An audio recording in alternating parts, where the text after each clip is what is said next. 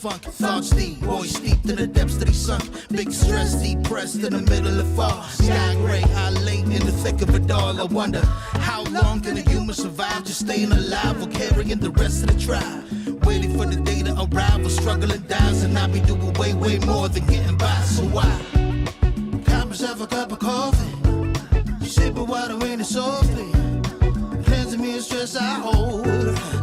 Hey, got myself a cup of coffee, sipping water in it softly, cleansing me of stress I hold.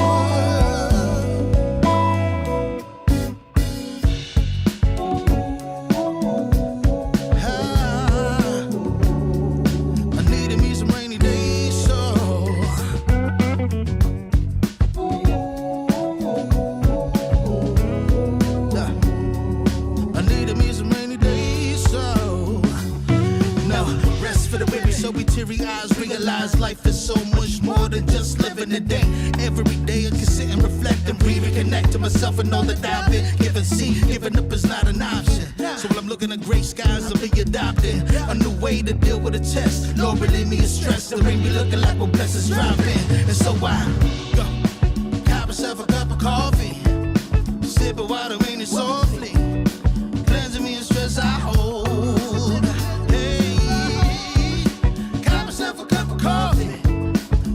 Water in it softly, cleansing me of stress I hold.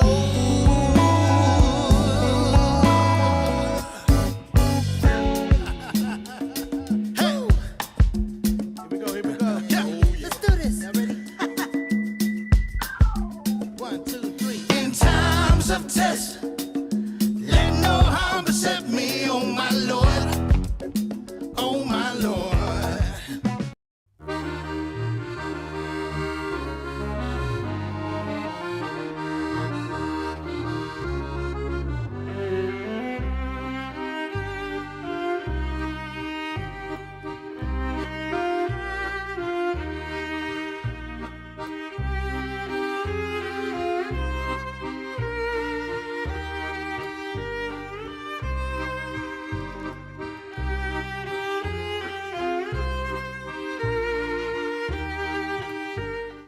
Get yourself together before it's too late.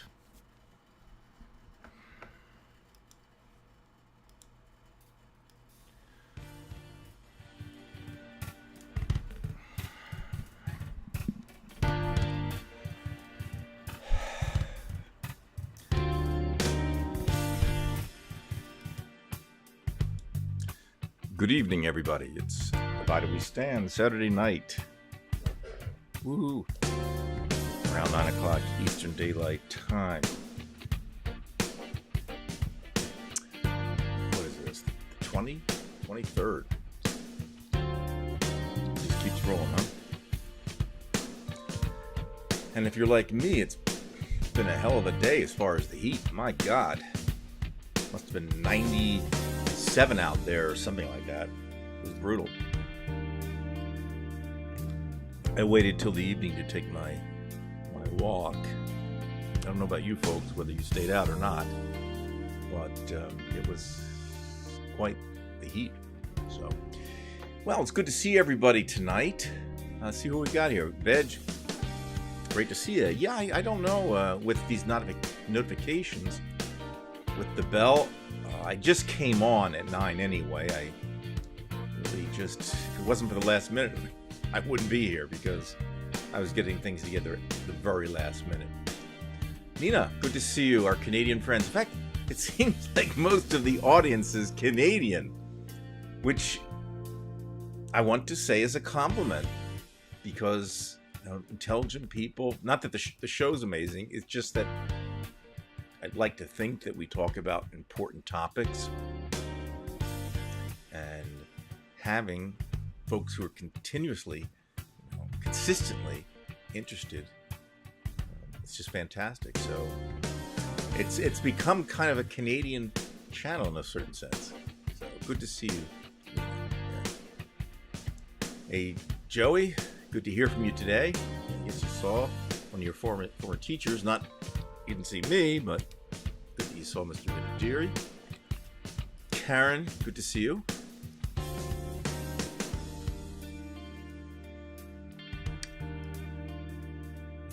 guess, Ontarians, right? Ontarians. Yeah, a lot of people from Ontario. And Sandy, wow, lots of things going on in the environment. I'll be discussing a few things about the environment today, not just the heat. Just a conversation I had with an elderly Russian woman about climate change. Wonderful person, but not the greatest conversation. It was first. Everybody's saying hello, that's great. We're friends. There we go. Yeah, it certainly is hot. And it's very depressing because it seems like the temperatures are consistently high over long periods of time. You know, I always liked the winter, right? I mean, you all know that I played hockey when I was younger, and it would be no big deal for me to take my skates and hockey equipment and go to the pond in the winter and just stay out there all day. I got used to the cold. And when I would look at the weather forecasts in the 1970s, I'd say, oh, good, there's a good 3-day stretch of really cold weather. So it's safe to go on the pond. The ice is thick. I don't have to tell you. I mean, I remember when I was up in Kingston, those nuts up there would drive their car on the Lake Ontario. You know, and you can hear the crack, so to speak. But getting to my point, it seems like with great ease, it seems like these heat waves just go on and go on and go on. I mean, if it had been the opposite, it would have been fantastic. You know, as Guy McPherson said, if we had a mini ice age, it wouldn't be that much of a problem. You could handle it. Okay, but this heat, it's something else.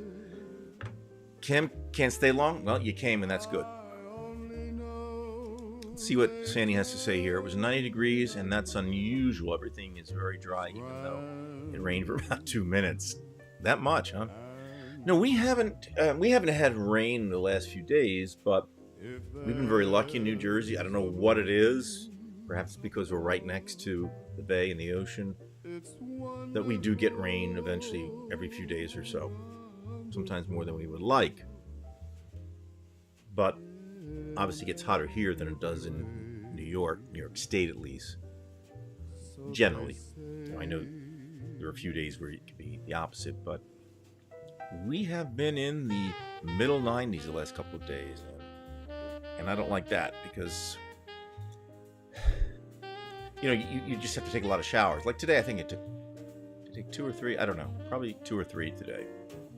You know, because if you go out, you start sweating, and you know, I don't want to sweat inside the house and all that. So everybody's saying hello to each other. That's fantastic. About 90 miles from Canada. Yeah, well, it's pretty much the same weather what you have, I would imagine, compared to, you know, your Canadian friends. Sold your motorcycle today. Emotional thing, but guess what? I feel a lot better now. Yeah, yes, you know, those who ride motorcycles, I'm sure you get tied in with that whole concept and freedom, and you like your bike. It's a part of you. 90 degrees in my house. Wow. Karen, the air's off. Arizona 112. I'm not too surprised at that. That's just hellfire. Buddy. Look forward to hearing you. Okay, Karen. Just trying to see anybody. Anthony, good to see you from really hot Texas. And I hope your grid doesn't go down because, you know, your governor was not prepared, as you know. So who knows what'll happen in Texas. I'll be talking about red lines today, and, you know, is there a red line to certain things? And as much as Texas is still a red state, things that happen pretty much during the winter and what could happen in the summer, I'm wondering if that could create a red line. I don't know. We'll talk about that. Oh, that's not good, Kim. Yeah, I don't want to see any pets sick. It's, you know, that's, you know, it was kind of depressing talking about the pet. It's bittersweet, maybe I should say. Last week, ladies and gentlemen, you have to excuse me for kind of signing off pretty quickly. I just, you start remembering things, and then it's like a trap door, and you go through it again and again and again. And I started going through it. I said, I can't continue with the show, although it was near the end of the show. But I think one of the hardest things is seeing a pet who's sick, and you feel so bad, you feel helpless. All right, so we've got our foundation here. Oh my God, bleeding out the jaw. Ugh. Well, let's hope he's okay, or she. Maybe the vet can take care of that. 73, yeah, we were jealous. Well, I think it's 72 here, inside the room. Okay, see anybody else here? And then we'll get started. Trev, good to see you. Howdy. And yeah, I don't want to miss anybody.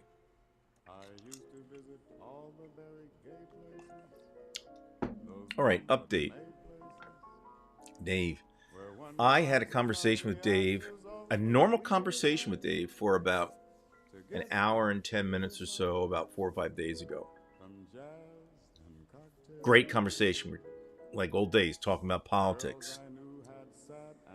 And so you might wonder, well, why isn't he on tonight? And I did text him today. Geez, my glasses aren't fitting me. Then he told me, he says, I sound normal, but I think he said something to the effect that he could go on, but he'd be afraid that he'd have to just take off and leave it and be all embarrassing and everything. And of course I told him that everybody's looking to see him back and wishing him well. But he's not quite right yet. Again, I guess it's something to do with the sleep is kind of upside down, and you sleep at night and you stay up during the day. Well, there are times when he gets on the couch and he can't get up. So he said that the medication is starting to work, but it's not right yet. It's just not right. So I don't know if this is the longest period of time that Dave has had this. I know of 3 instances where this has happened since I've known him, 20 years. I think the first one was the worst. I think that was when he was, working at school and he had to work. But he wasn't teaching. He was working with a team outside of teaching that year. And I don't want to say a consultant, but it was like a consulting type of thing. But he wasn't a consultant. And he had that for 2 months. He was miserable. Absolutely miserable. Couldn't talk with anybody. Had to race home. And, well, long story short, we're approaching that point of time that he has, had problems with this. So hopefully, soon he'll be back on here, and the medication will have taken effect properly. We'll be okay again, and I really know we will. We definitely will. Question is when. But we have to go on. We have to go on. Which brings me to the topics of today. I do want to talk about the January 6th thing. I'm going to try to avoid restating the obvious things. But first I'd like to talk a little bit, not so much about climate change, but the perception of climate change. Excuse me. I have sinus problems. So anyway, on Saturdays, I do poetry translations with she still teaches, a college professor from St. Petersburg, Russia. And I also do it with a Polish man who's a marine biologist. And we usually spend about 2 hours and then we finish up. But today, something went technically wrong with her computer, and she couldn't share the poetry after a certain point. And somehow we got into a conversation about weather and climate change. So the fella from California, who's Polish, he's from Poland, he'd immigrated, talked about the heat. And then she said, well, the weather's been okay in St. Petersburg, and these are the things that happen. And he and I started talking about alternative energies. And she said, well, why don't we just use coal? She said, I've seen the, what was it called? The wind turbines. I think she was in Germany for a few weeks, a couple years ago. She says she finds them to look disgusting. And she's not big on solar power, but she said something interesting, something that many people I know, probably to this day, mainly Republicans, if not all, say about climate change. And that made a bell go off in my head, because she said that our climate has changed many, many times. And this is just a cycle like anything else. And she said, quite frankly, we don't even think about it in Russia. Besides, it gets cold here. If it gets too cold, we'll use the coal.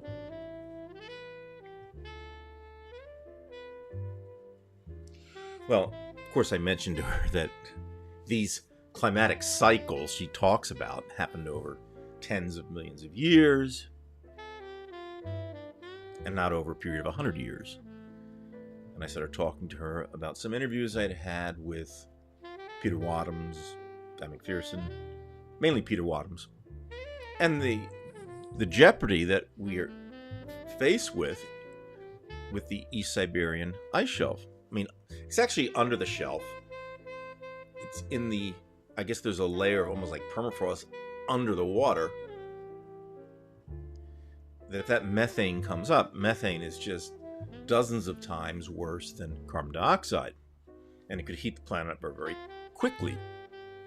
And I mentioned to her, I said, understand that your scientists know this. She said, well, I haven't heard about it. Now, I was completely honest with her. I never talked politics.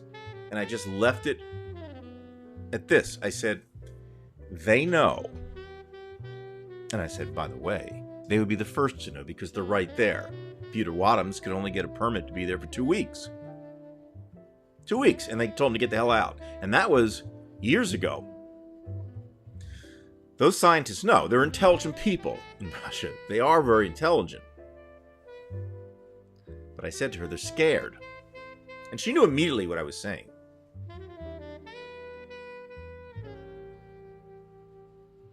They can't say anything because the minute it's not that they're afraid to get the public worried. It's a life and death situation when you say something that Putin's not going to agree with. Any type of policy that resembles liberal politics, which is associated with climate change, which it should not be. It should be separate, as you and I know. But it's associated with liberalism.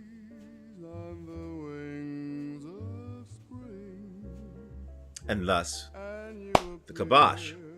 So think about it. You have tens, if not hundreds of scientists dealing with climate at some level. Probably in Siberia now, checking things out, looking at the permafrost, knowing the truth, just like anybody else in Russia, knowing what's really going on.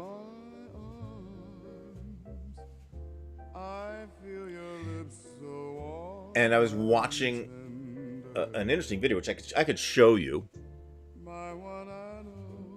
about red lines.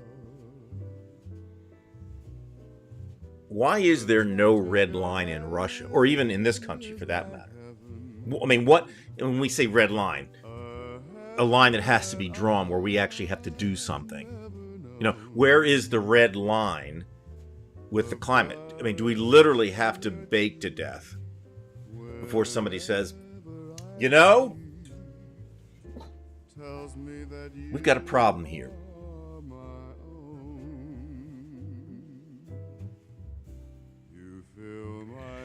And in Russia, there's that problem with the red line because there seems to be no red line. And I'm relating that to our country. It seems like we have, whether it's climate change or whether it's Trump, it doesn't seem like we have the red line. Now, there's a difference between here and there. We do have people who, look at Sandy with her channel, doing everything she can.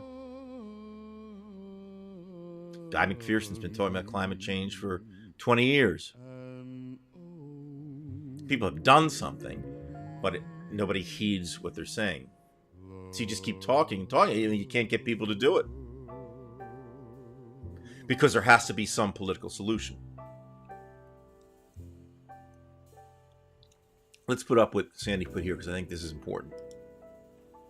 It's the cult that millions of people are in the United States. Right. But it relates, Sandy, to what I was looking at today when I had to listen and look at an elderly woman whom I have a lot of respect for. You know, with her abilities with language, poetry, and art. But she suffers from the simplest of all diseases. You know, it's the look over there.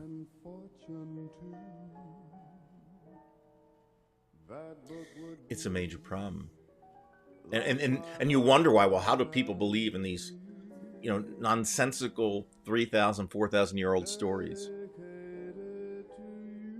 The Muslims think they're right. The Jews think they're right. Christians think they're right.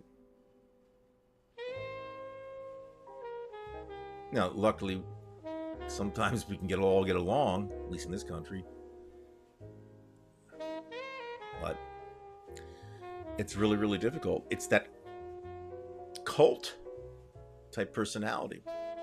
You know, it was today, I think it was Steve Bannon who said something to the effect that, I will, Sandy, I will watch. He said Alex Jones, you know, has a revolutionary mind. He's a hero. Bannon. He thinks he's brilliant. He thinks Alex Jones is brilliant. I don't know. No, he's not brilliant. He's an asshole. So, yeah, I will check that out, Sandy. I will check that out. I'm going to see if I can dig this up for you, because there was a warning about this whole situation in Ukraine from someone who teaches in the United States, by the way. You know, we're kind of, right now at this point in time, we're kind of getting used to this war in Ukraine.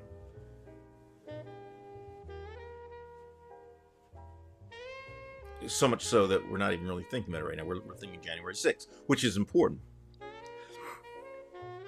But at any moment, things can spiral out of control. So I want to show you, I had it metered off somewhat here. There's two different points I wanted to make. This is a guy named Vlad Vexler. He was born in the Soviet Union, and he immigrated to the United States, and he talks about Russians. And I want to see if I can find about the red line here. And then later we'll talk a little bit about what he said here, okay? He's going to mention how Russia, a lot of people think that Russians, you know, just sit there and they just take it. They don't have like a revolutionary spirit. But as you'll see in the video, he mentions the past with Russia. We had anarchism, nihilism, all these kind of things that were, you know, festering in the late 1800s came out of Russia. So he says it's not that they don't want to do anything. It's their state of tune about politics and what they consider revolutionary.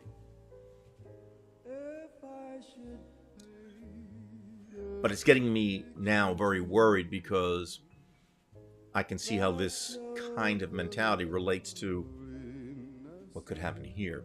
And quite frankly, looking at this, you could see the future. You could see, well, in 2022, as bad as the situation is, some people just say, I don't want to vote. Well, anyway, let's see if we can't go to this video. I want to show you some videos tonight. And if we're lucky, we'll get there. All right, I'll get loop back on, and we're going to try. I hope this is loud enough. I'm going to do my best. If it isn't loud enough, you'll tell me, I'm sure. Scale. Russia is one of the spiritual homes of anarchism, and Russian anarchism has proved influential all over the world. So when we see compliance with Putin in Russia, it's also a kind of rebellion, but it's not rebellion against Putin, it's rebellion against politics. The background to this rebellious passivity is that it was hard for Russians under the Soviet period, and to some extent after, to carve out an existence and a personal life out of which you successfully kept the intrusions of the state. As understandable as this position of passive rebellion might be, it's as dangerous as anything we can imagine. Okay, so I think what he's saying there, I don't want to have to give my point on everything he says here, but their inaction isn't because they are passive, it's because it's a reaction to politics. They want to keep out of the politics of the state, and so they avoid it at all costs, and they worry about their personal lives, which he says, of course, is dangerous, because eventually it comes to a head. Just like we can say about climate change, we can do nothing about it, but eventually we're going to pay, and this is why it's happening. We're paying right now because people just kind of don't care, or they can't be moved. Because time and time again, history teaches us that when we turn away from politics, that doesn't mean that politics is going to turn away from us. And the danger here isn't just for Russia or for Ukraine, it's for all of us. Correct. That's the great point, is that you can turn away from politics, but it won't turn away from you. Understand? You can avoid it, but it's coming. Like you can say, you can avoid talking about COVID, but it's still out there, perhaps forever. Here is Russian political philosopher and sociologist Greg Youdin. Do you think we're headed for a nuclear attack? Yeah, that's what I think. That's stunning. Well, this is exactly what I'm trying to convey. I think that many people in the West are still looking at this as a local conflict between two post-Soviet countries. Vladimir Putin is not waging a war against Ukraine. He doesn't even believe in the existence of Ukraine. You cannot wage a war against someone who doesn't exist. And he genuinely doesn't believe in the existence of Ukraine and Ukrainians. He's waging a war against NATO.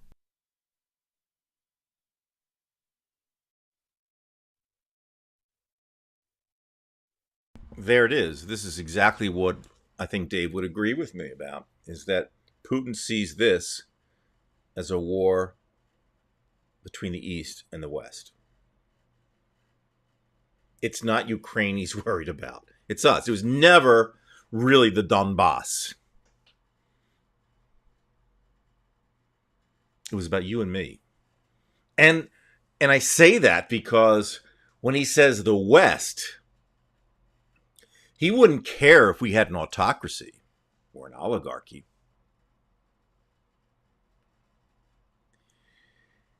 He doesn't like liberalism. They hate liberalism. They hate Biden. They see Biden as evil as we see Trump as evil. And that's no joke.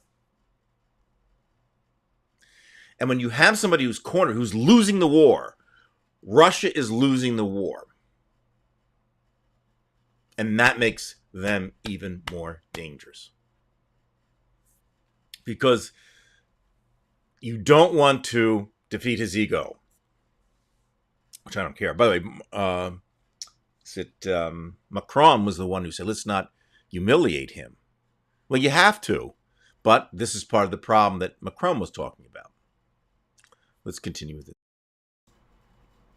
Against the so-called West, against the Americans. And she's completely certain that the West is weak, the West is coward, and is not going to protect any country in Eastern Europe, including Ukraine or Poland, when it is threatened with nuclear arms. The problem the Russian people have is they don't have a red line when they raise their hand and say, no, no more. I'm not going to stand for this. And that means that it's to some degree up to the gods how far Russia spirals into fascism and what the international consequences of this are. This whole story can go in two ways. The first positive way is that suddenly a red line appears for ordinary Russians in virtue of some massive disturbance of their everyday life. This might be partial mass mobilization for the war in Ukraine. It could be a small-scale nuclear strike on a NATO installation. It could be Putin getting very ill such that it's clear that Russians now need to see a future beyond him. The negative scenario is that Russians are too depoliticized to notice how depoliticized they are at this crucial moment in their history. On this scenario, the Russian people are like a frog in boiling water, incrementally shifting from living in an authoritarian to living in a totalitarian state. The terrifying place we could land is that the first time the Russian people become citizens, they become fascist citizens. And to understand more about that, and sadly this is a process that's already begun, watch this video next.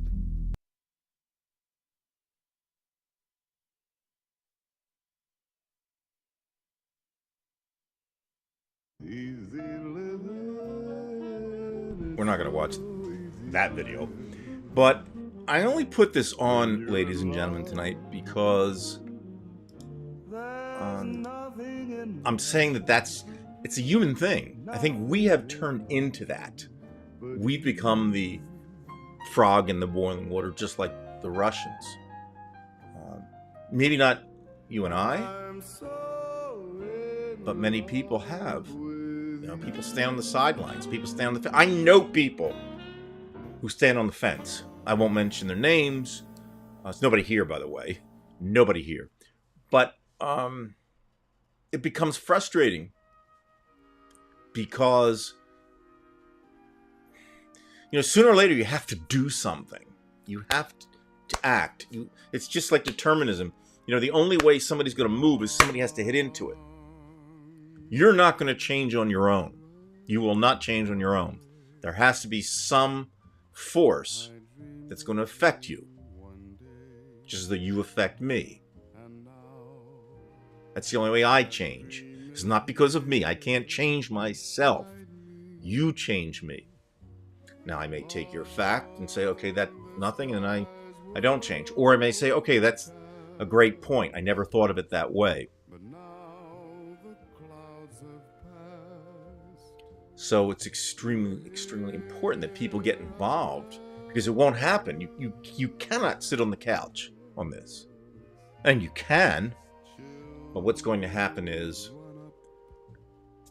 what's slowly happening, because they are aggressive. And they have that advantage because they speak in simple sentences and memes. Democrats are going to raise your taxes. Democrats are communists.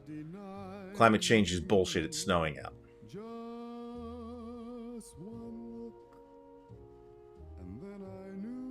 Yeah.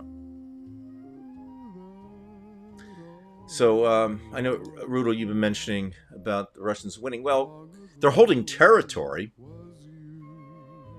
but there's really nothing there for them at this point in time. They're holding nothing because they've destroyed what's in front of them. And as more and more HIMARS come to the Ukrainians, they're going to kill a lot more Russians. A lot more Russians have died than Ukrainians in terms of forces. They're losing. I'd like to show you a video from Malcolm Nance, he's back, but he fought there. He says Russia is losing and they are going to lose. Now, I don't know if that's exactly right, because again, we can look at the cornered rat scenario. That's a problem. Okay. So, yeah, I mean, Rudy, they do have 300,000 soldiers, but no Russian's afraid of NATO attacking. None. I mean, I've seen the 1420, that channel on YouTube. Russians know, Sweden and Finland have no reason to invade. We don't want anything. They just try to drum up that we want their resources. And no, the world's dependent on each other. NATO, in terms of Russia, leave it alone. We have no business being there. We're doing it because they've had a history of jumping over the border. Hungary in 56, Czechoslovakia in 68, Ukraine, right? Making deals with Germany. It's insanity over there. And I've been there so many times. I believe it. But again, my worry is this country. Because believe me, the Russian government hates liberalism. Because it's a direct threat to everything that they think. And again, that type of autocracy has been there since the late 1200s with Genghis Khan. Ivan the Terrible. You just go through a litany of leaders. It's the same thing. Just a different... We're the danger to them. But now the problem is we're a danger to ourselves. And they see cracks in our system. Which is why they supported Trump. I will get to your commentary, okay? I know everybody saw the January 6th things. There's just a few things I wanted to talk about. Okay, if you just go back, forget about the January 6th committee for a second. If you go back to January 6th, because I remember that day, that will live in the infamy up here. Because I was talking to colleagues at that moment, around 3 o'clock, 2:30. And as I watched, as the minutes went by, I kept saying, why isn't he doing anything? Why isn't anybody doing anything? Of course, now we know. But it was such a frustration. I remember getting headache, my anger. I would imagine me with machine guns just taking care of business there because these people were acting like assholes. Cretins. Violent cretins. And nothing was being done. No action. So I do want to go to the Jan 6 thing. Let's see if I can see if I can find it. Let's go to Kinzinger. I thought did a good job. All right.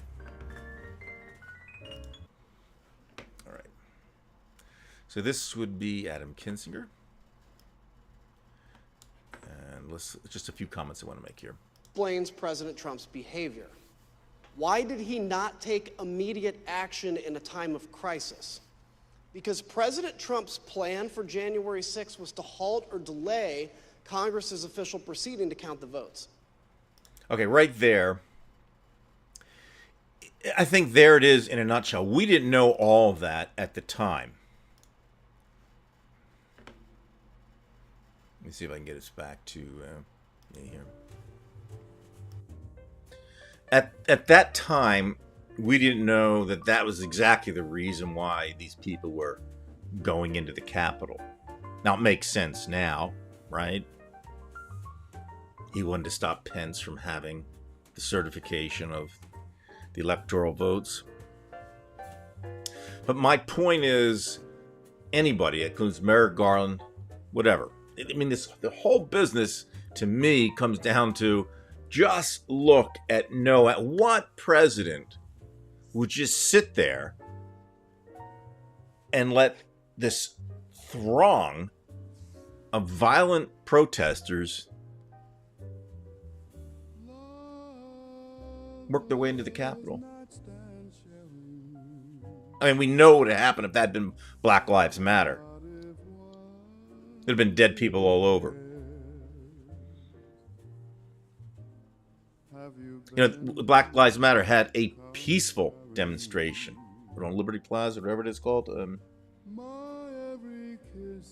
You'll have to excuse me, forgive me, I can't remember. But the point is, it was a peaceful demonstration, and he still called out the National Guard, and he had, you know, the gas dropped and all that crap.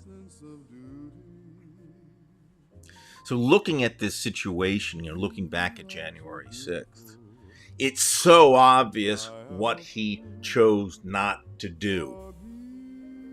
And then from that, you say, okay, why did he choose not to do it? Did he just want to see the violence?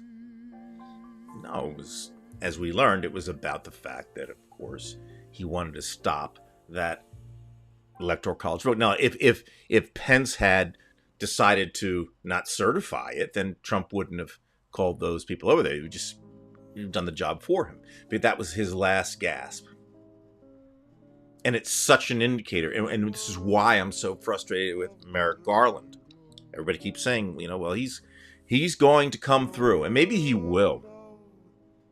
But unfortunately, in American politics, time is the factor, which is what I wanted to show you in this video. Now, this is from Fox News with Steve Bannon, who's, you know, is an asshole. Okay. But I do want you to see the commentary from these people here. And you're not going to be able to see it unless I kind of lock myself out there. Oh, for God's sakes. I don't want that. That'll work. All right. So I'll try to blow this up a little bit. You'll see me. I mean, I said lock the bastard up. I was the only one in, I think, 50 comments who said anything, you know, against Steve Bannon.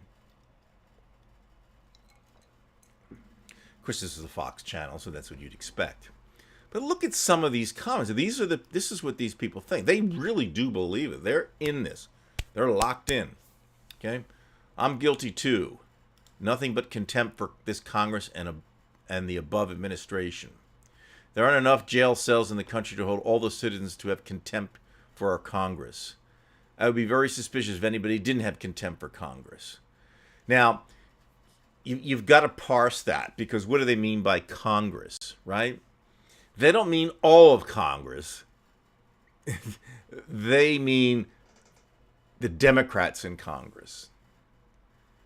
So whenever people say I hate politicians, and I hear it all the time, especially from right-wing people, say, I don't trust any politician, I don't trust them at all, I don't like the congressman, blah, blah, blah. It's all bullshit, because what they're really saying is they don't like the congressman that I like, right?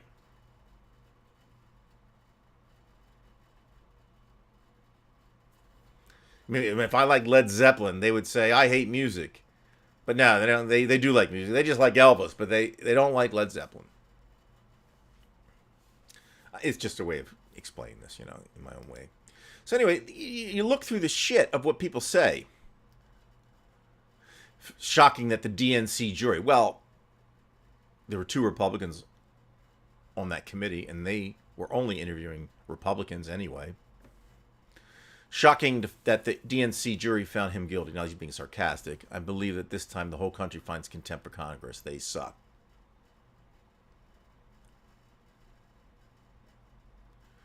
Since the Republicans didn't get to choose who they were going to send to whatever this is, the contempt charge is bogus.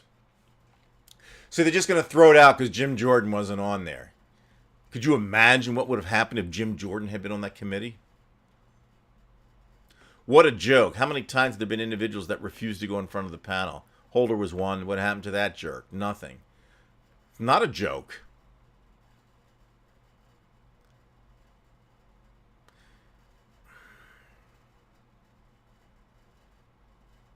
What about Congress's contempt for the American people? I think we all have contempt for Congress. So these people are essentially anti-government. And this is why they like Trump, because Trump represented anti-government. But now what we have is the worst in government, because now, as bad as the politicians were, now they're playing Trump's tune, right? So now you have people like Hawley and Gohmert and MTG. I mean, look, I can name all of them, but they're all playing the Trump game.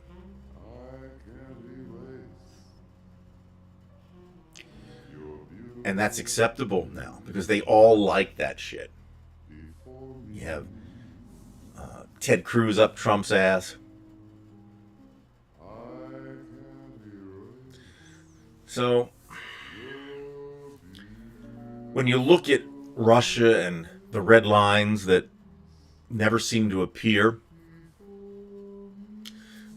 we in the United States have a very thin red line. And it's being held. It's being held by, a small group of people. Even though we are the majority, we're 81 million strong. But they're essentially in control. The minority is in control. And the minority I'm talking about, these lunatics, these 30% of the country, which means 60% of the Republican Party, which is enough to win.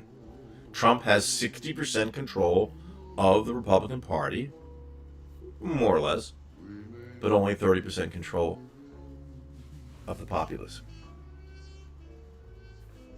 So we're screwed every time. All right, I'm going to go to a few comments, and then I'm going to go back to some vids, make a few comments. I know that the comments were commented on, 30 or 40 minutes ago, but, Okay, so Sandy, you mentioned about the proxy war. It's a proxy war that's what's saying on both. Of course, it's a proxy war. That's what everybody's saying on both sides. Right, we don't want it to become a major conflict, but I would say it's not, because the Ukrainians, to them it's not a proxy war. To them it's an absolute invasion, and they're defending themselves to the death. They've done a fantastic job. The world is going to look, I don't know, how does this end? Well, if we give them enough to do the job, they could win. There's a technological advantage we have, or they would have. Problem is, the Ukrainians are doing it with one hand tied behind their back because they can't fire into Russian territory, which would be a great advantage. However, we know what would happen, and the Russian populace would have a red line, and they say, this son of a bitch has attacked us. See, they don't like to have what happened to them in Russia. Into them, they wouldn't want to be the Ukrainians. Gifting tanks to Ukrainians and sending troops to the Russian border was not taken lightly by Russia, I guess. Well, I think I did discuss that there. And that makes Biden sending even more millions of dollars over there. This is insane. I hate it. Well, we have to send it over there, Otherwise, they're going to die. We just have to hope that the NATO countries pitch in. Some are. Canada sends some. Germany, France.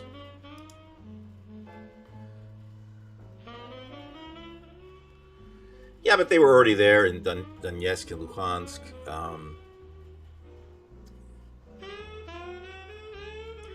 And there'll be a point when Ukrainians will go that way, because they are being very effective right now. Again, and this will depend on how much we give them as far as technology. But as much as Russia has a lot of stored tanks and weapons and this and that, the technological, they're better weapons technologically wise.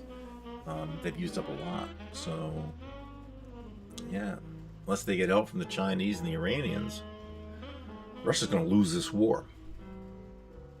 Didn't seem possible, did it, folks? But they will probably lose this war. Okay. Small nuclear strike on NATO territory to the end of the world. I hope that Putin is not a fool. I don't know. I don't want to guess that, Rudel, but I imagine if they use a small nuclear strike, then there has to be something that happens. I would imagine some type of strike, or maybe not even nuclear strike. I don't know that the NATO forces have to use a nuclear strike to be effective. They may say, okay, look, we're not going to ratchet it up and some of our neutron bombs. Maybe they say, okay, we're going to have an all-out blitz on all the Russian forces on that border and just take them out. But take them out, old style. Or shut the lights out across Russia.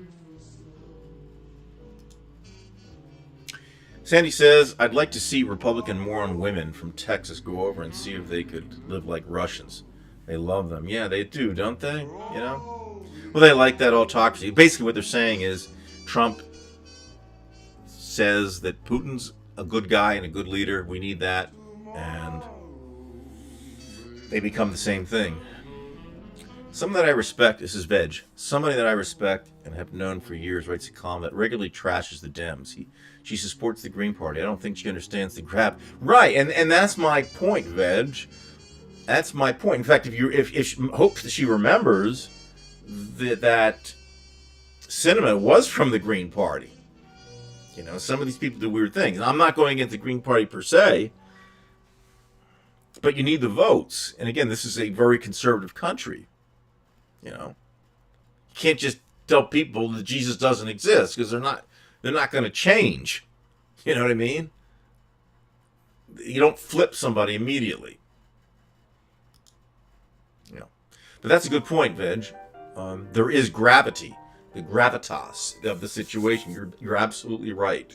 There is a gravity. There's an amount of time. It's like even in our own lives. I mean, we only live a certain period of time. In fact, we don't even know from one day to the next if we're going to live. So if you expect to do certain things in your life, you have to take care of it. So I think that rule of thirds, I got to keep to the thirds here. Maybe like that. A little bit easier on the eyes, I suppose. Right. There is gravity of the situation, folks. Yeah, and Sandy, I know you've been telling people. Here's my chair. And part of it's pragmatism, and it's actually kind of just logic. People want it all. They want it immediately. Maybe they didn't pay attention in history class.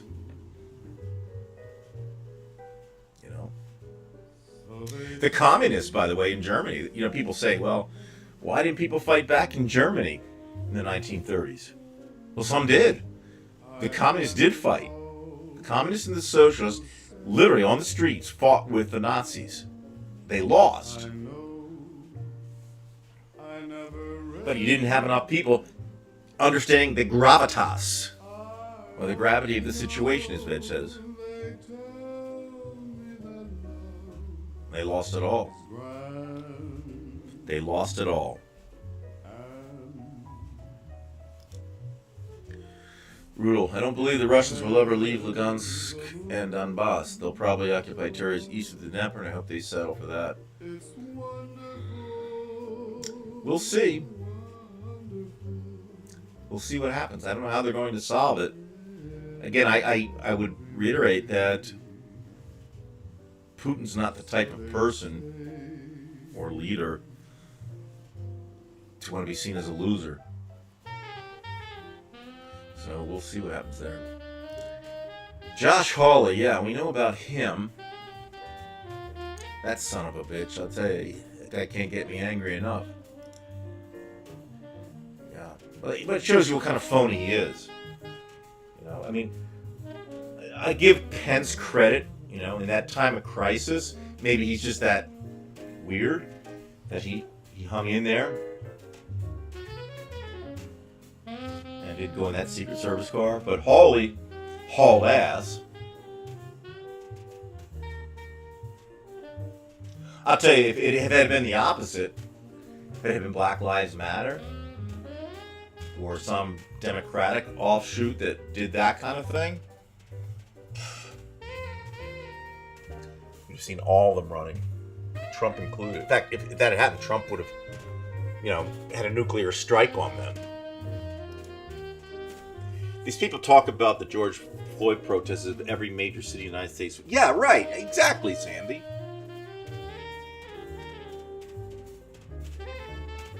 And that's the excuse they'll give. They say, well, they tore up all the cities. They set fire to the one police station. Well, at any one time in this country, there's violence everywhere. At a school, there's a fight in the courtyard. Somebody shoots somebody, somebody stabs somebody. Yes, that happens in every country. And there are protests where things happen. But an armed rebellion against the seat of government? That's completely different. And this is the kind of equivocation that they use. That's like saying, what this Inhofe says, it comes in with a snowball to Congress and he says something to the effect that, well, look, here's a snowball, and you say there's global warming. Well, here's a snowball. Or because it's cold that day. That's the logic that they use. And it's so Ralph Cramden. They're crammed in. Like you use that word, Ralph Cramden, crammed in. Their brains are so crazy. They have to have something simple. And this is going to be hard. It's funny because I think Malcolm Nance said it best today. He said, Malcolm Nance, I hope you all know who he was. He does some video journalism on MSNBC. He worked in the Secret Service or whatever. He was in Ukraine fighting. But he said, we got to break the fever. You got to break the fever of these people. There's got to be some point where they say, Alex Jones is fucked up.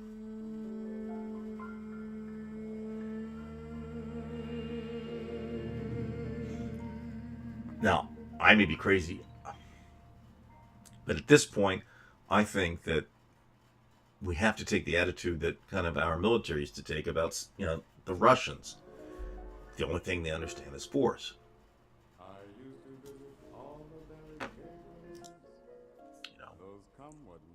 Must have been echoing there. I'm not saying have a gulag, although you might need one day, but you have to be tough with these people. And unfortunately, they're the ones with the weapons.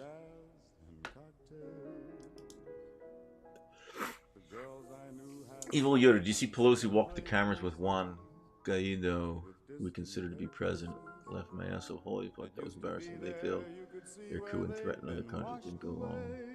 I don't know. I didn't see that.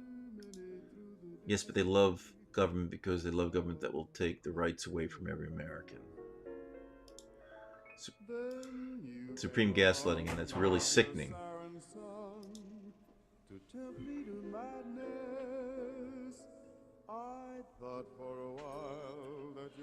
Okay, I guess I'm more skeptical of fundamental Christians. They are scary. Yes, they are scary.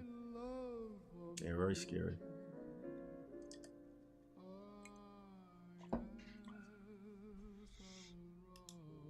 Oh, okay. I don't know, I just kind of see these and I start clicking. All right, Sandy, I won't read them all. I'll probably forget the best one, though. Surrender. Epimew from Scotland. Hello, Scotland! It's wonderful having people from overseas here. It just really is. I find it wonderful. I've always wanted to go to Great Britain, And, as you all know, my lovely dogs were all Scottish Terriers, so I keep thinking of the Scots. You might remember President Roosevelt, he had his problems with the Republicans. And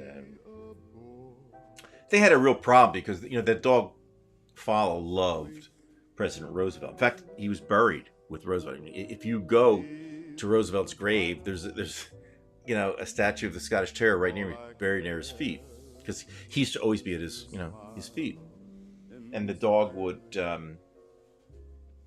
they'd always wait for him at the train station. When Roosevelt died, they said that he became very depressed, the dog, because he'd wait there, and Roosevelt wasn't there. It's really, really sad. But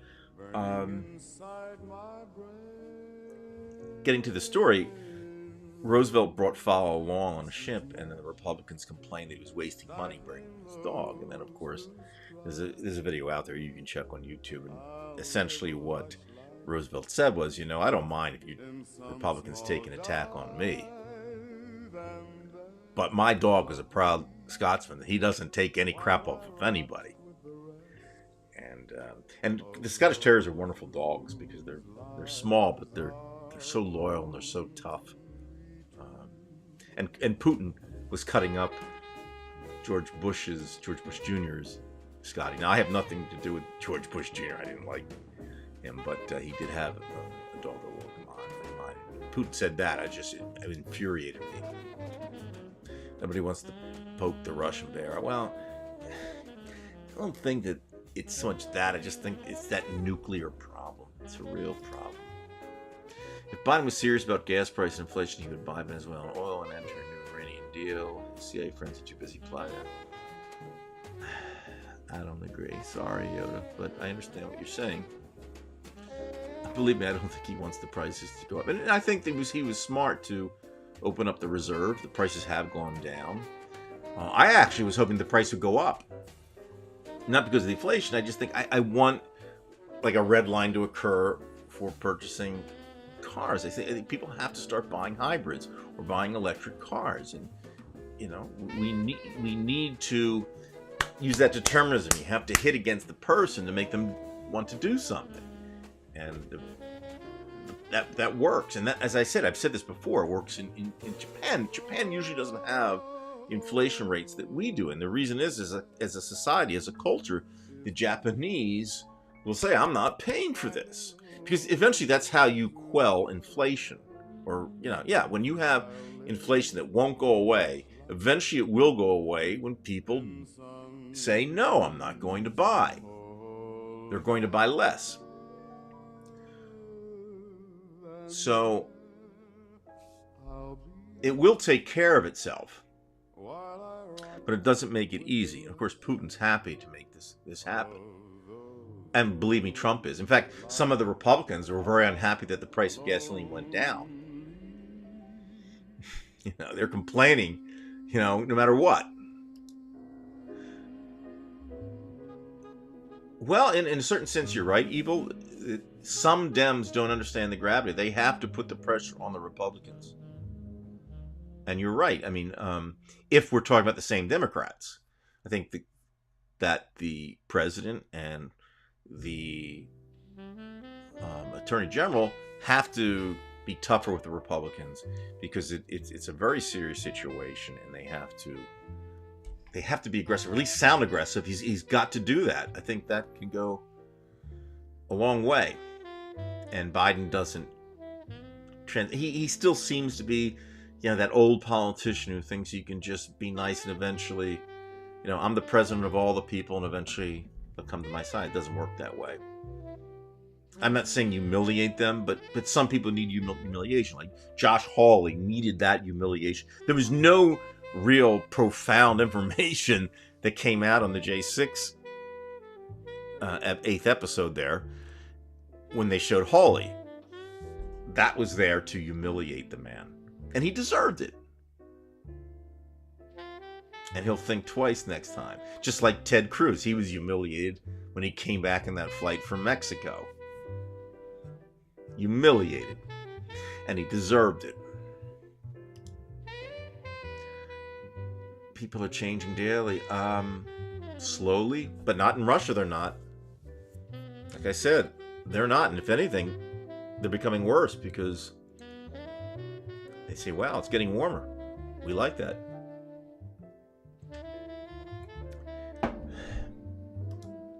Maurice Toole, how do people really know what went on before generation to generation? Maurice, okay, that's a good question. It's more a philosophical question, but I like it. Well, just like anything, having historical documentation, even with families passing along, history, It's a documentation of what happened. Now, unfortunately, you read a history book in school. I even tell kids in high school, I said, you should realize the importance of what you're reading. Now, you may read about rebellions, you may read about the Revolutionary War, Civil War, slavery, things in the United States, but understand, if you read about a war, or you read about slavery, when you just read, well, this happened and this happened, unless you put yourself in the position of that person, you don't feel it, right? I mean, that's why I think people, if they really want to think how horrible, for example, slavery was, just for 10 minutes, not even that, for 3 minutes, imagine what it would be like to be, taken away, and you're under these just horrible conditions. You don't even want to think it for more than 3. It's just, it's unbearable, and it's not even happening to you. So when you read history, I think it's important, at least for myself, I'll just talk about myself, is to understand that even these people, from 100 years ago, you may not cry for them because you didn't have any personal relationship, but you must respect them because they took the worst. They paid the price. And in that sense, the passing of history from generation to generation is so important because somebody paid the price for you, meaning me and everybody else, you plural. So I have great respect when I do read history because I know it was probably a lot worse than the written word. The written word can only tell you so much.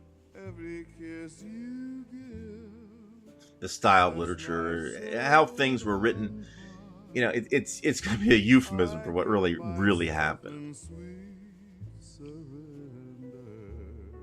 We've got to think of that in a different way. Those were real people that were bleeding in the Revolutionary War.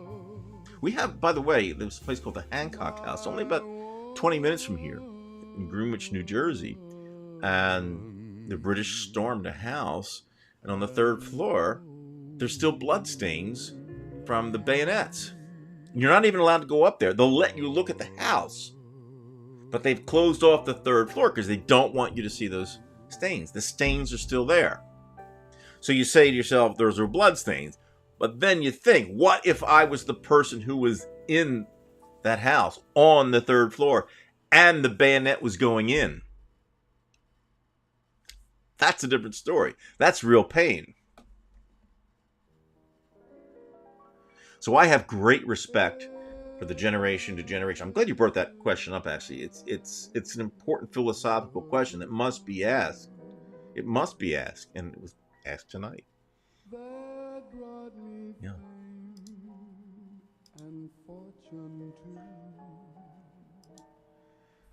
Center is about the cause of protecting neoliberal economics, working with Republican friends to beat socialists.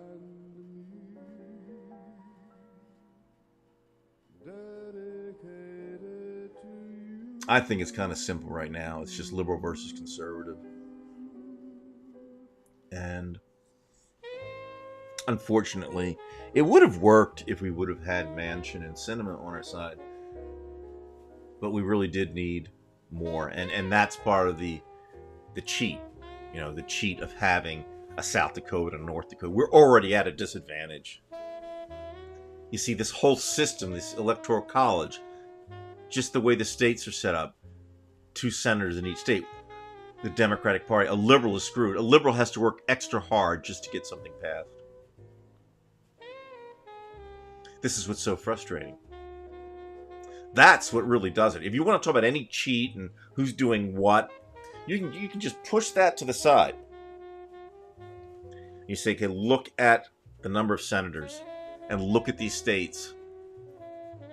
Of course, the Republicans want to keep that. They certainly want to keep it because it's working out for them. It's like they're getting that extra check that you don't get, that I don't get. And they want to keep it that way. They get that check sent to us like, I don't even deserve to get this check, but I'm getting a little extra. Well, that's what they get.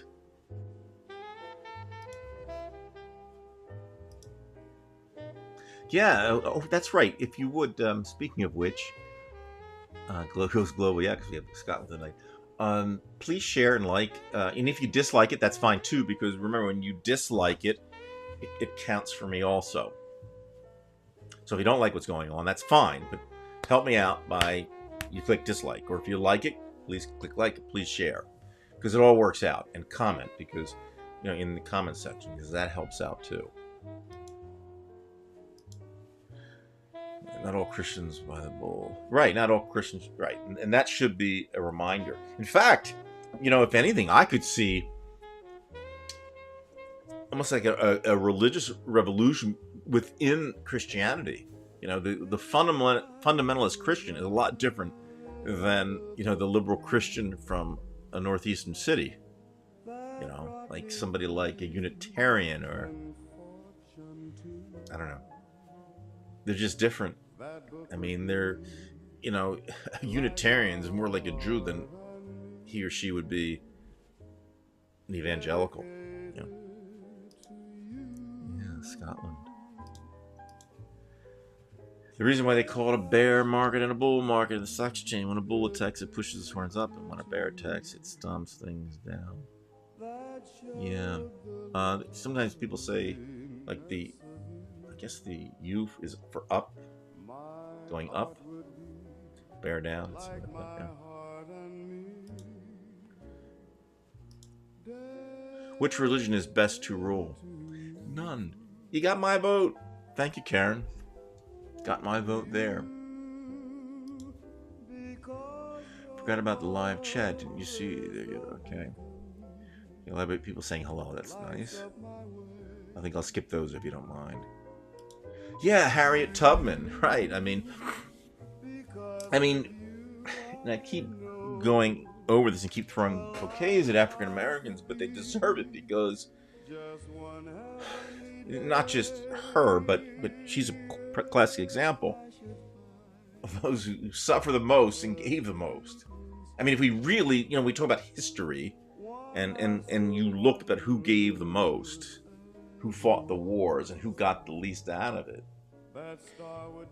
that's where you have to give absolute respect to the African Americans, because they've been here longer than just about everybody who's been here, number one. And these people keep talking shit and saying, go back to this or that. No, you go back. They were here first, not you. Right?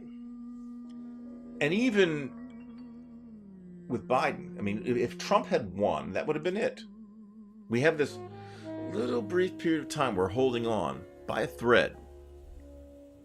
And the African Americans in this country have given us that ability. And I am so happy, because they're the ones, I mean, I'm not black, but I feel black because they get it. I feel I understand this country. I've always felt that. The popular culture of the country, just the political aspects of the country. And it was the African Americans who had this pragmatic view of America. They knew the good and they knew the bad, but they knew that even if they had to vote for somebody that wasn't that great, they would do it because it was better than the other.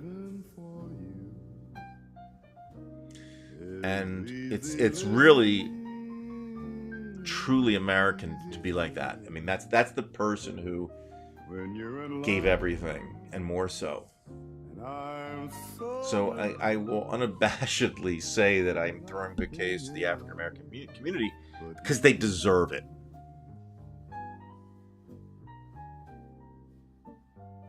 They deserve it. And they've made this country what's good in this country. They've made what's good in this country. And they may be able to save the country. But we have to do our part.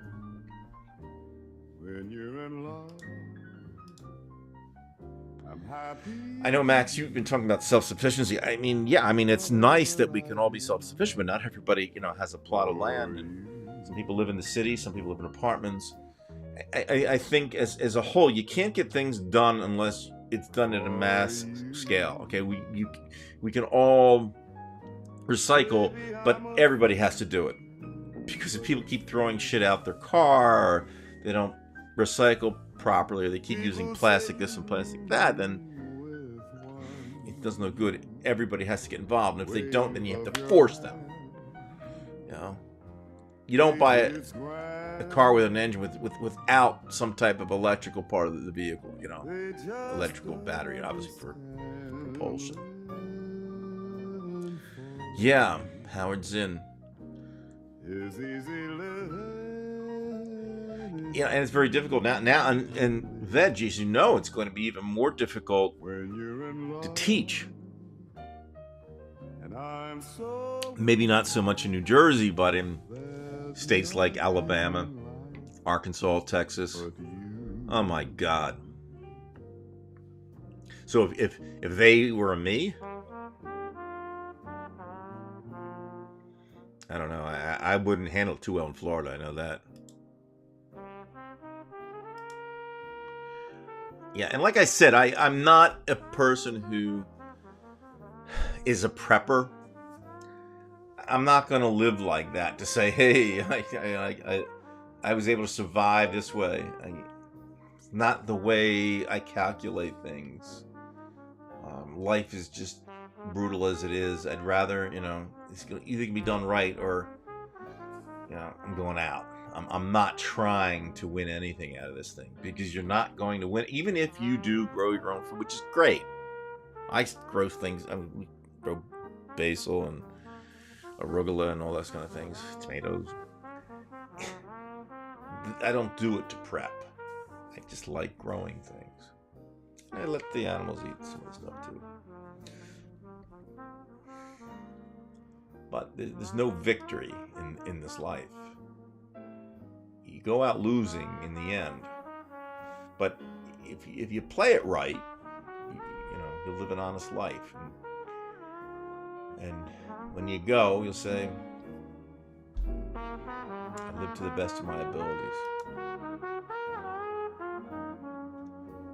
Yeah, inflation was much worse. It was like 20%, 22% during Carter. It was horrible. There are many Christians who are progressive. Yeah, and that's a good point, Veg. That's a really good point. Like, my mother was a Christian. And she mainly grew up in Virginia in a place called Chilhowie, which I visited last summer. Conservative, I assume. But she was a liberal. Proud liberal, hardworking, progressive. Now, she wasn't very educated, but she was a progressive Christian. You know, and there are many. And that's a good thing. But they're progressive Jews. And Orthodox Jews don't like progressive Jews. So it's really the same story. If you kind of look at it, you know, it's like the progressive Jew and the progressive Christian, you know, they're going to make sure their dog's in the air conditioning, right?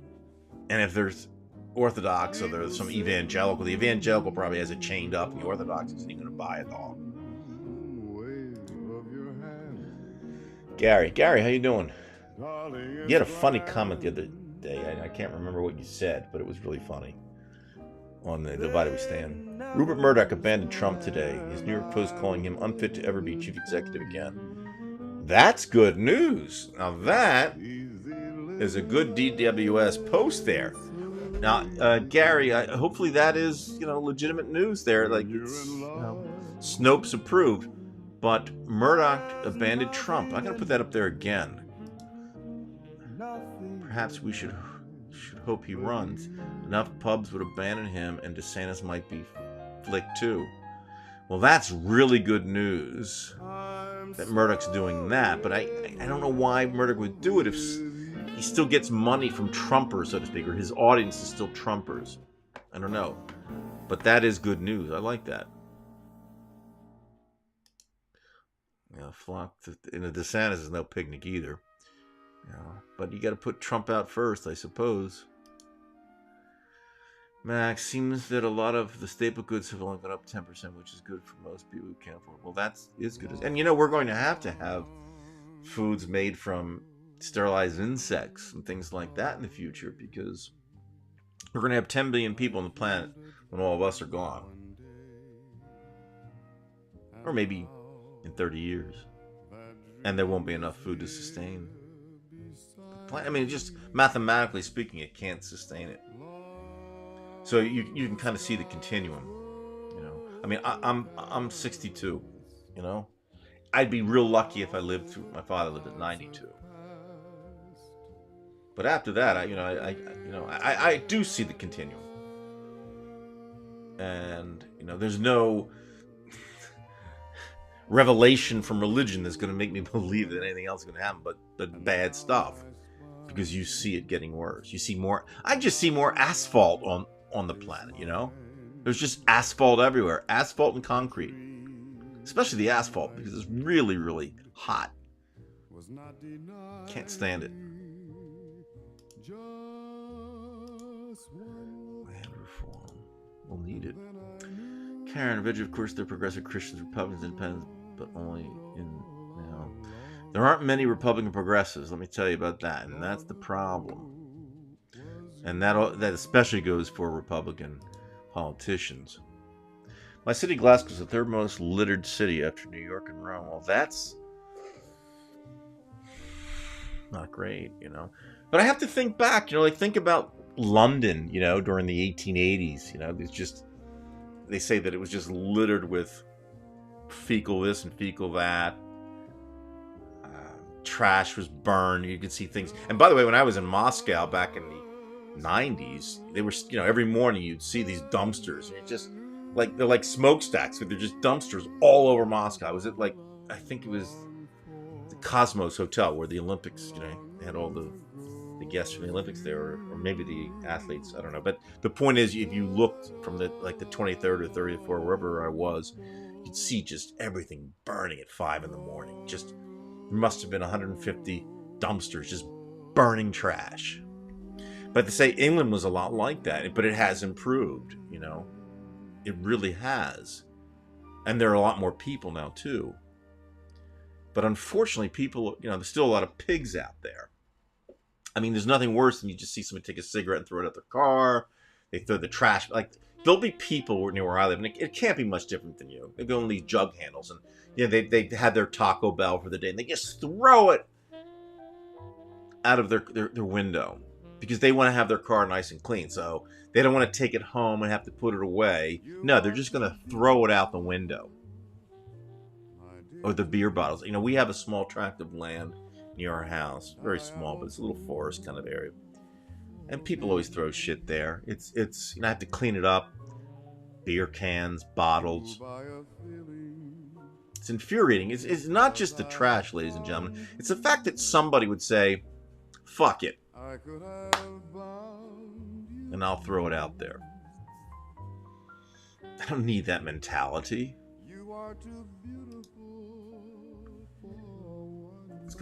It's not going to matter if you're a prepper and you have to leave it all behind because of food. Right. That reminds me, Sandy. If you'll remember Katrina and, the flooding down in Houston. And I remember this kid. He must have been 16, right? He obviously thefted a flat screen TV, right? And he was holding it. And there was almost like a mile of water everywhere you could see that he was wading through the water. And he could see his arms were getting tired. And I kept thinking, this kid's going to figure this out in about another 3 minutes because, first of all, his arms are getting really tired and the TV's going to get wet and it's going to be worth for shit anyway. And then he doesn't realize that he's in this is not just, water. This is contaminated water. He's in trouble. And even if he did bring the television back, plug it into what? And see, this is part of this prepper mentality that doesn't make any sense. We live in a world of 7.5 billion people. And with climate change, there's only certain arable areas. And even if you have a garden, you think the guy next to you, if he's starving, especially if he's a Republican, remember, he's one of the AR-15. He's going to shoot you and decapitate your head like he did the kids in Uvalde.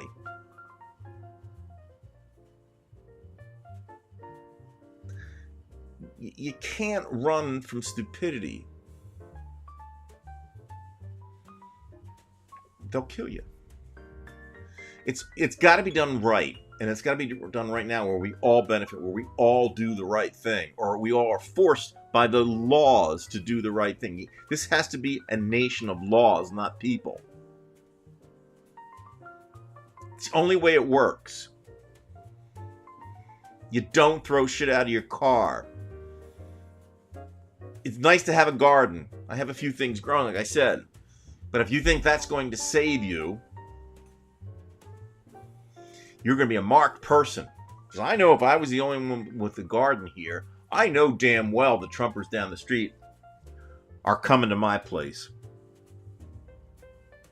Because they want to survive. Even if it's for another minute or hour. You're right, Sandy. It's a nice thing to have a garden. I've done before, and I still do that kind of stuff. But I have no illusions in my head about what would happen and if this is going to save me. I love growing, but I wouldn't be able to live off my garden this year. I plan on, yeah, I mean, it's what happens if there's a drought, right? There you go.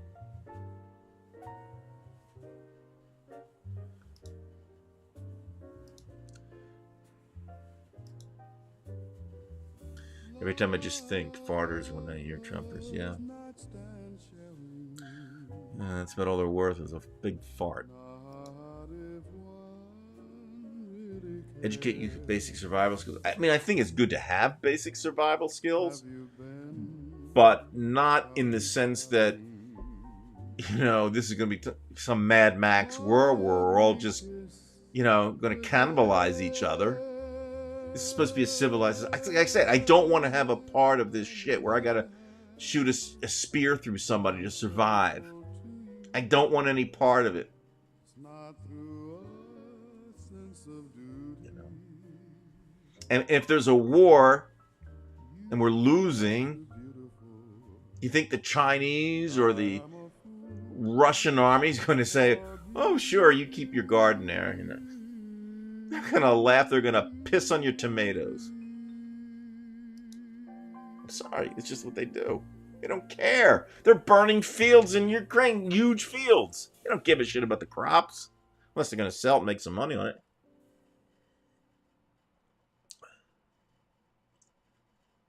Yeah, I think it's real simple. Paint everything white.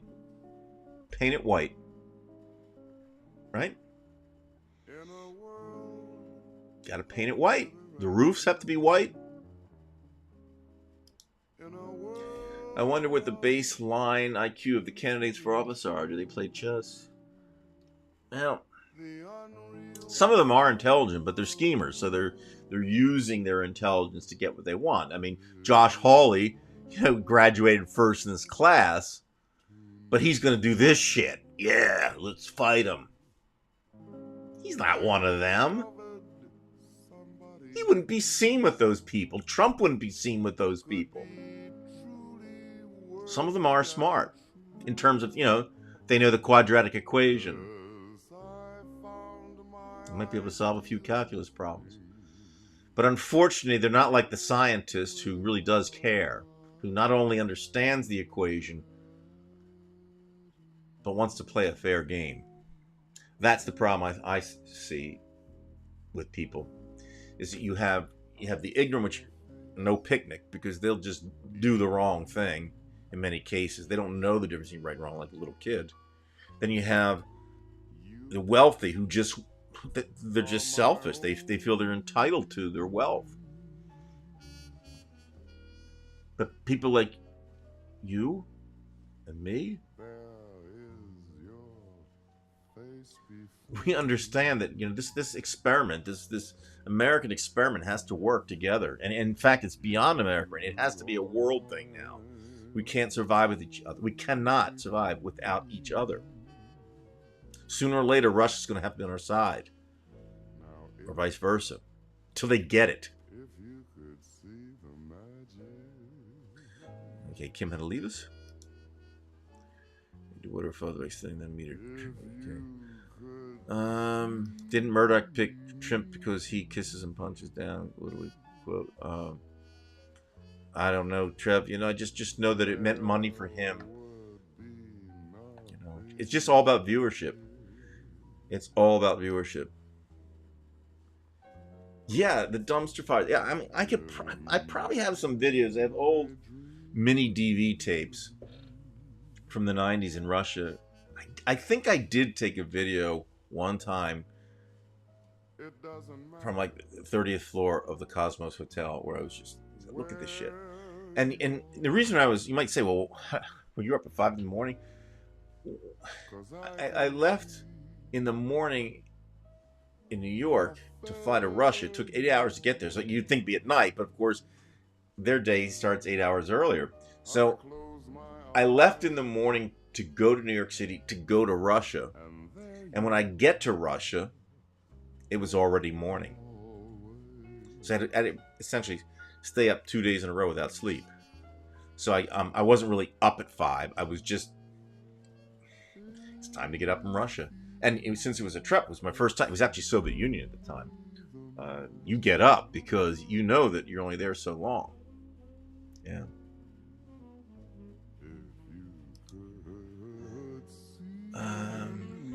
Okay, so some planting ideas there.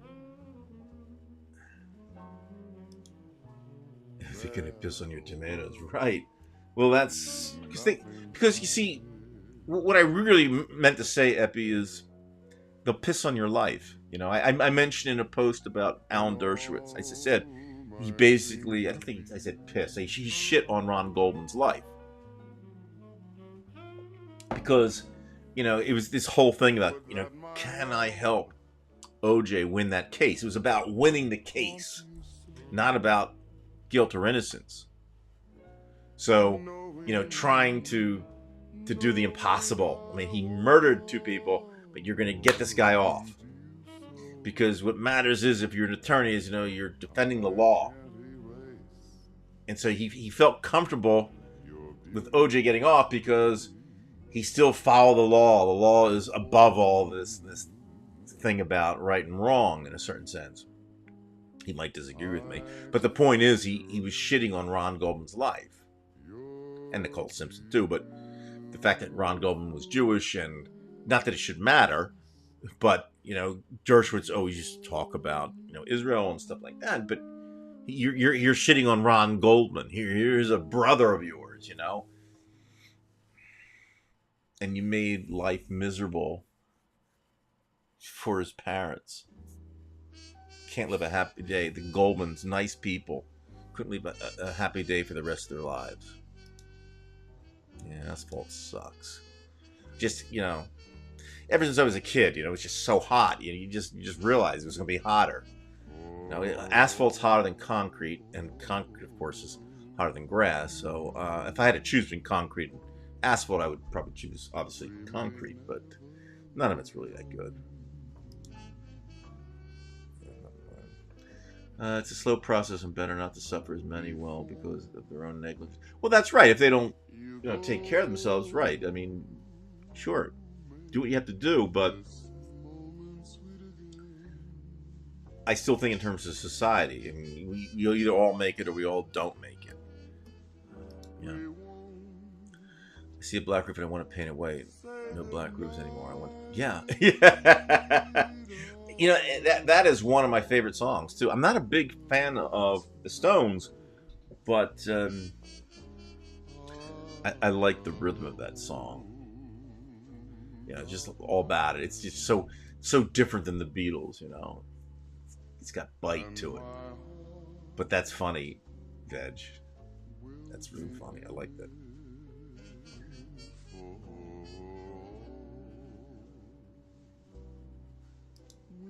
Anthony, you jumped at 4 cents. I thought there were 7 cents.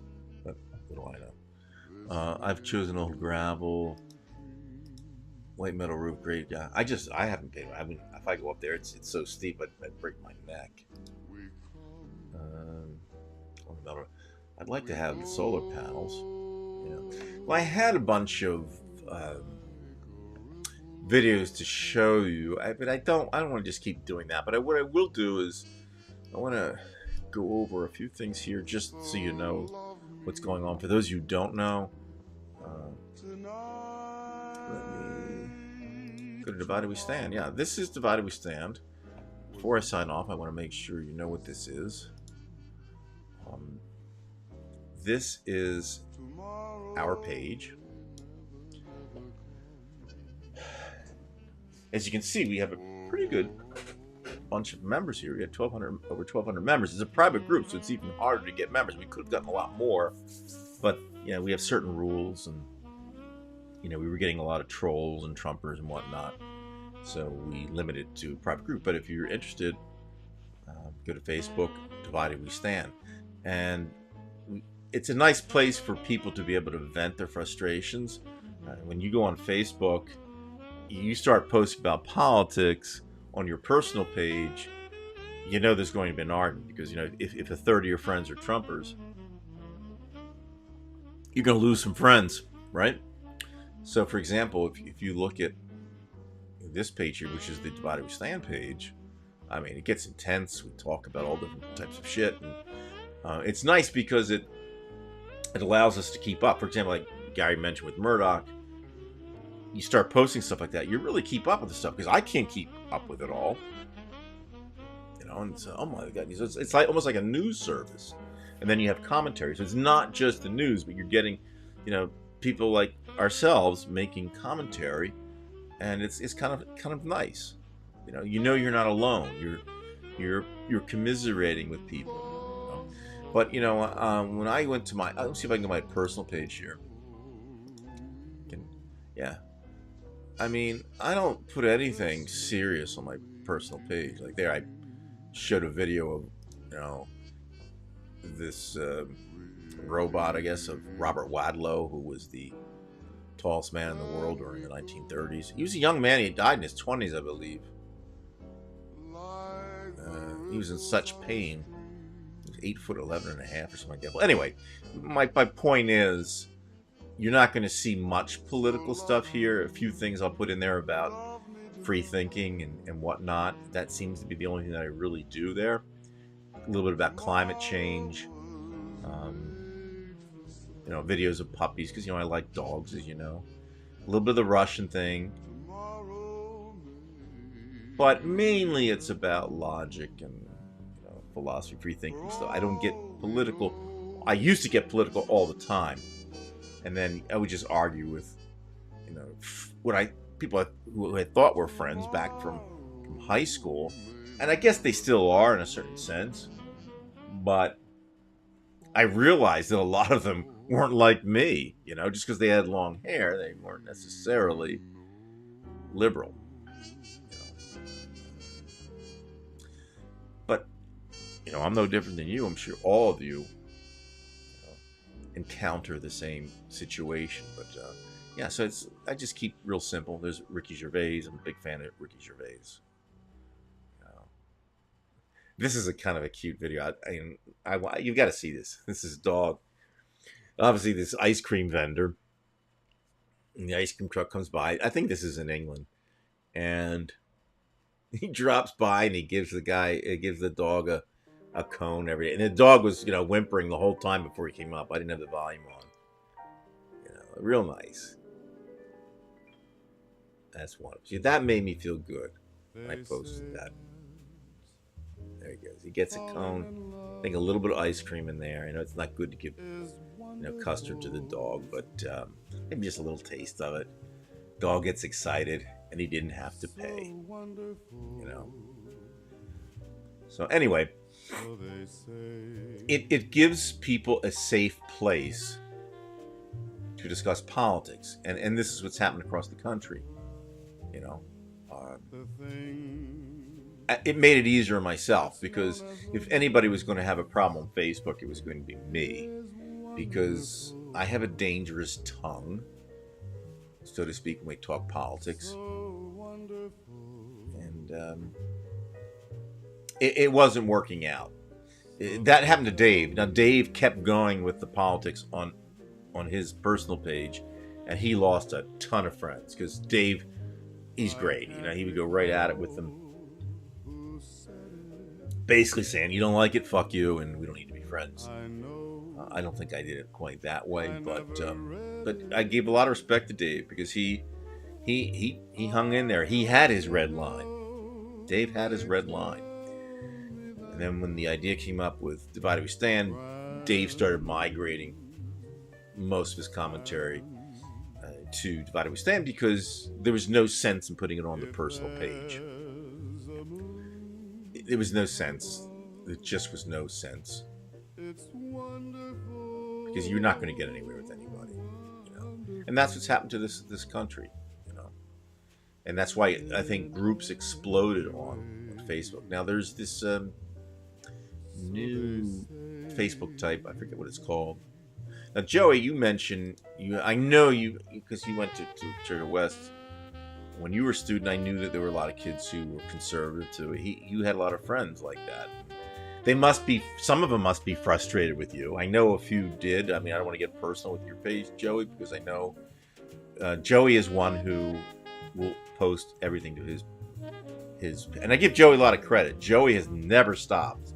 He posts on his personal page, and if people don't like it, fuck him. You know, Joey's been a true, liberal Democrat, or Democrat, whatever Joey wants to call himself. But he hasn't put up with any of their shit. He always has, come straight out. So good stuff. Yeah, that one of your friends, Steve. I remember you would have thought he was liberal, but he's not. He was very, very conservative. So yeah, you went through that process, Joe, of realizing that these were your friends, but they think like that, and you were so well liked. Joey was a fan favorite of all the kids at his high school back in the early 1990s.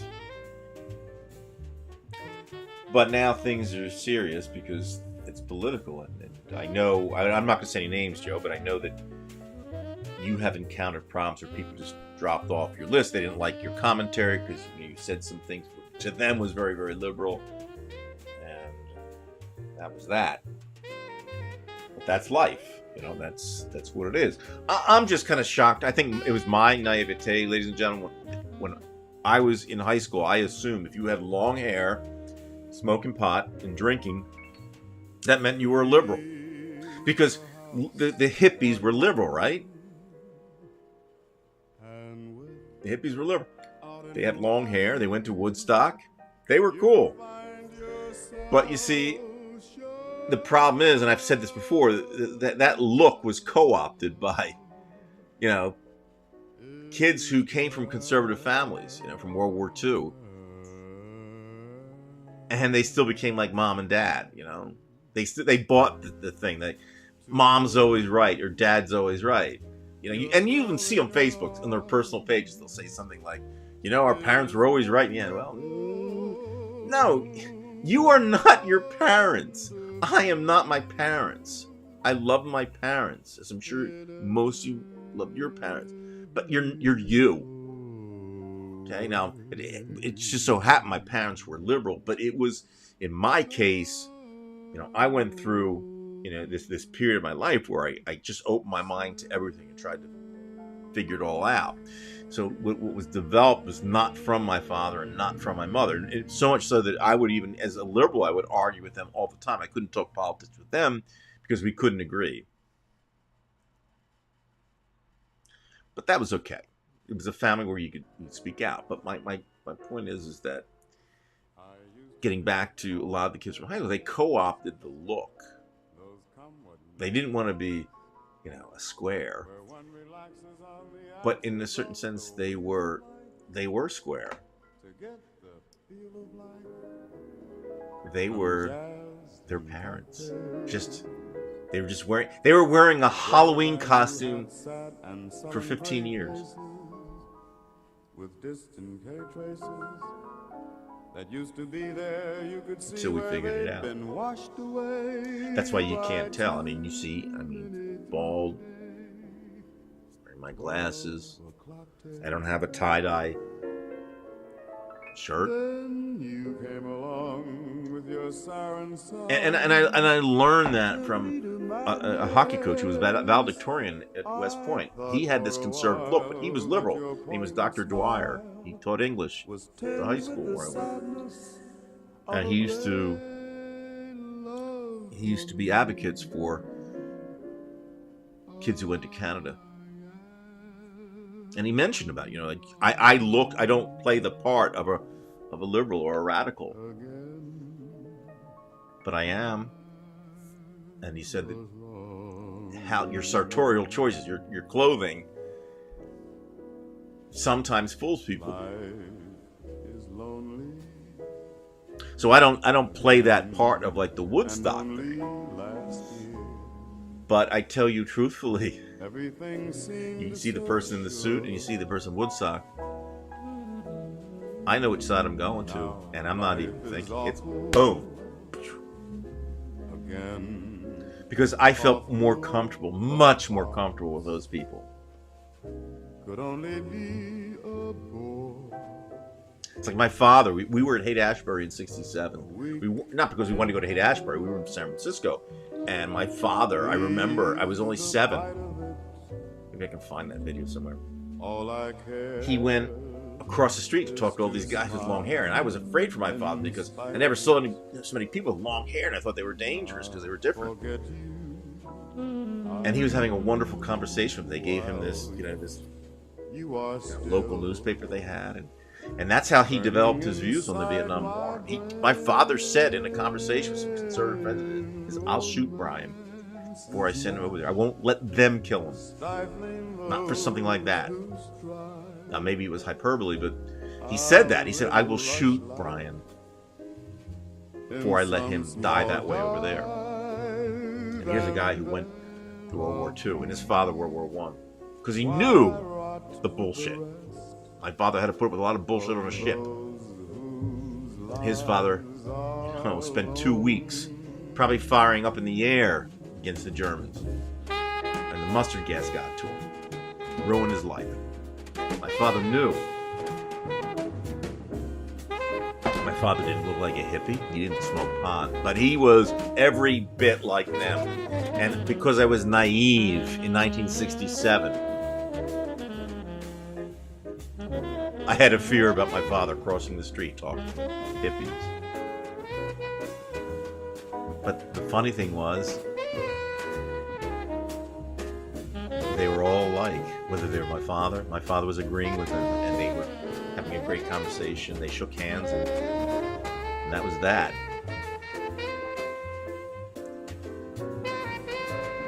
So, maybe it's that old expression, you can't judge a book by the cover.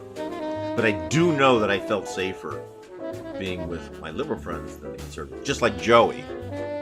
Joey, if you don't mind me mentioning, Joey always had that sense of right and wrong. And Joey, ever since the early 90s, has been on the liberal side. He's been the Democrat, and unabashedly so, unashamedly. Because I think, Joey, if I may say, you understand, like, hold it, those guys are pretty fucked up now. If you like Alex Jones, there's something wrong with you. So, I think it's a lesson that we all learn. Look, Epi, you say I wouldn't want to know how to befriend a Tory. It's kind of the same thing, I guess. Because England has this, I should say Great Britain, in a way, has this same thing going on. The whole thing with Boris Johnson and Thatcher was kind of like the Reagan. It kind of mimics each other, And I always wonder, too, like, a lot of the English who came to this country, like, you think of, a lot of times Americans have this view of the British like this really posh, the posh British, right? The monarchy and the Queen and all this. But there are a lot of tough people in England. I mean, they're really tough. And most people aren't posh. Especially anybody who knows anything about the history of war. Germans found out, that you want to talk about the Ukrainian army being tough. The British army didn't fuck around, so to speak. But anyway, a lot of these people from England and from Scotland, I think mainly Scotland, ended up in the hills of the Appalachians. And some wild people. And they may not sound British anymore or Scottish, Welsh. But their roots were from there. Now, as much as they're Trumpers, like in West Virginia and all, but those people are scary people. Anyway, England and the United States, or I say Great Britain and the United States, seems to have that same thing happening. I don't say it's a mirror image, but I think they're a little bit better than us about realizing when somebody's fucked up, like a Trump. It took them a while with Boris Johnson, but they said no more. They had their red line, right? Yeah, give me a like. Thanks, bitch. So, yeah, and you're right, Joey. A lot of people wouldn't buy a Toyota until they did. Like my father, he was not going to buy a foreign car until like he got into the 70s when the cars were so bad. Then he realized he wasn't going to stay in that mindset. You're right.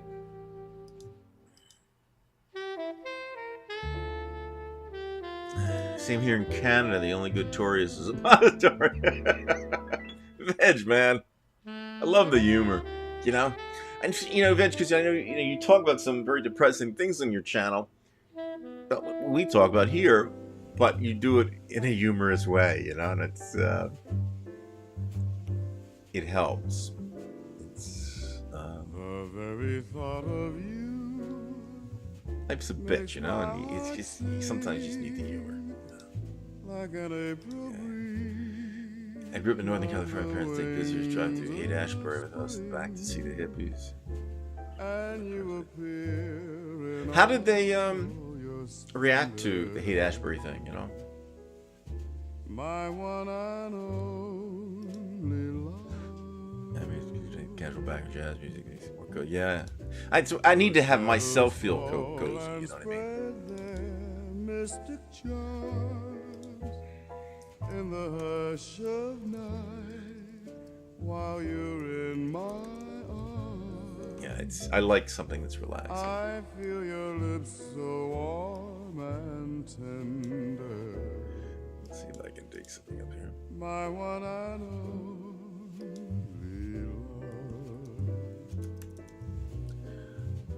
love. The touch of your hand is like heaven.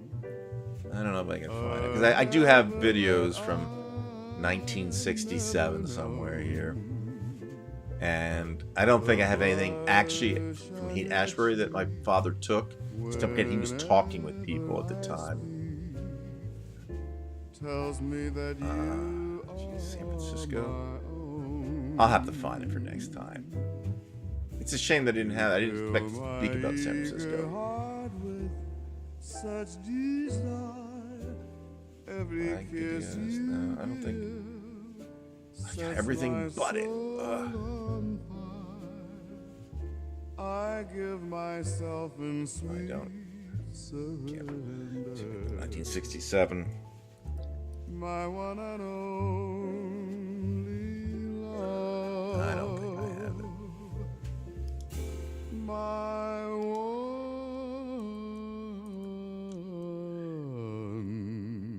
Maybe I have one last chance I could find for you folks where I could make a difference. Let me see here. And that way I could send it out in the right way. I'm going to switch to my other channel here and see if I can dig this up for you. I'll take you out to California, 1967. I think I can do it now. For God's sakes. Let me show you what I'm doing, so that way you won't be completely bored. Alright.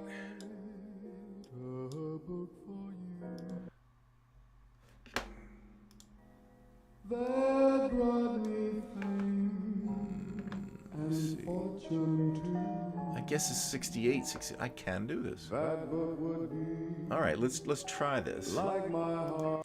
Maybe I can show it to you, and then we'll end up this way. It'll be 4 minutes. I think it was 68. Let me see. Alright, I'm the little kid, the blonde hair. Not a great video, but my mother, my father, my sister, And we were at Fisherman's Wharf, I believe. It's my mother, my sister.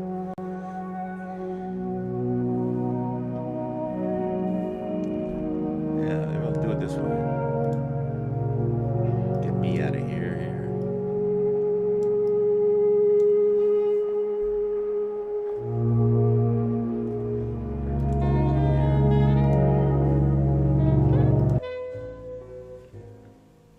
Yeah, this was Fisherman's Wharf. This is around, I mean, it is the trip that we went to Haight-Ashbury. That wasn't why we went. There's my mother. And that's me. Yeah. Crossing the street. Yeah. But my dad got a lot out of that trip. Because, again, we just wanted to see San Francisco and the San Diego Zoo and things like that. But this was at the height of, the protests. And my father was political, and he was a liberal. And it was a great day. That one day at Haight-Ashbury was fantastic. Check. I guess it's working. And it was fantastic because he did have a conversation with the hippies, and he agreed with them completely.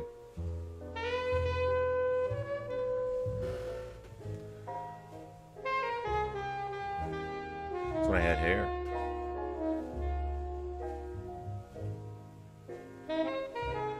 Chinatown.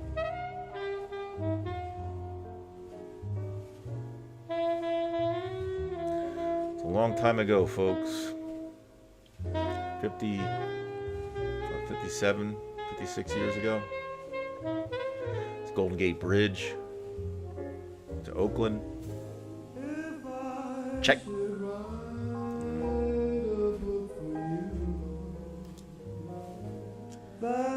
Wasn't a long time ago back then, that's for sure. That book would be like my heart and me, dedicated to you. If I should paint a picture too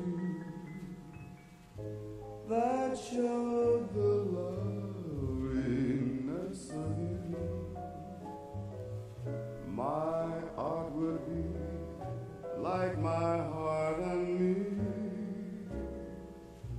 dedicated to you, to you. There's only about a minute left in this, not even that. That's when they used to have snow on the Rockies. Lights up my way to you, because with you I know a lifetime could be just one heavenly day. If I should find a twinkling star, one half so wondrous. Imagine there's a lot of asphalt there now. That star would be like my heart and me. Yeah, that's it. All right, I'll go back to this. And there we go. Another week. So listen, I don't know whether Dave will be back next week. I'd like to say that maybe he will. But in any case, I want to thank everybody for showing up tonight. 2 hours here. I can't believe I got through it. I did have more videos, but sometimes it's not worth it. It really isn't. I think I made the point that I wanted to make. And I do appreciate everybody showing up, having a good time talking. Let me see, I'm sure there are more comments. So, Cape Cod. Yeah, I have one at Cape Cod too. I have to compare notes there. Yeah, we went to Cape Cod.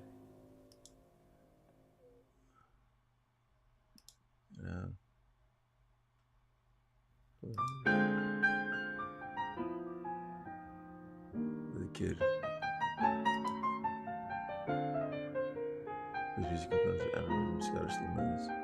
Yeah. Well, everybody's tired, and I appreciated everybody for showing up. And Is easy living. 1986. I was there in 68. I thought it was 67 that I went. So I don't know if it was When you're correct in when I put love, 68. But Joe, you were there in 86. and I'm so in love. Nothing And Veg did it the right way. Veg did a lot of hitching it, apparently. That's cool. Yeah. And Joey will be in Sea City in New Jersey. Long Beach Island, right? regret Well, the years I'm giving. it's been a nice night. I have to say, it's been a nice night. When It you're was a in little love, sad last week, but I'm happy Anyway. to do. take one more of these. Trev bought a 16mm movie camera in the 90s and had it in reels. My family's microphone. Very cool. Yeah, I only had the 8mm, but 16 is really cool. Yeah, very cool. For you, That's like the real deal. You can make movies out of that, right? Real movies. baby, It's I'm not quite like 35, but but it's some really good stuff. Well, in any case, folks, people say you I'm going to say goodnight to everybody. And again, Effie Scotland. I mean, I know it's like really early in the morning there. Baby, it's grand. Thank you. Thank you.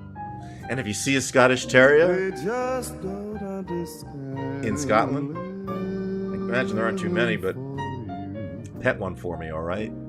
It's easy living. Tell them I said hello. Or her. They're wonderful. And I love the show. I love you all. Thank you. Thank you. We're old hippies on Saturday night. Yeah, we're old hippies, really. If I could grow my hair long, I would do it, folks. I can't anymore. But none of us are the same. Have a wonderful week. Stay in touch. And please like and share. Bye-bye.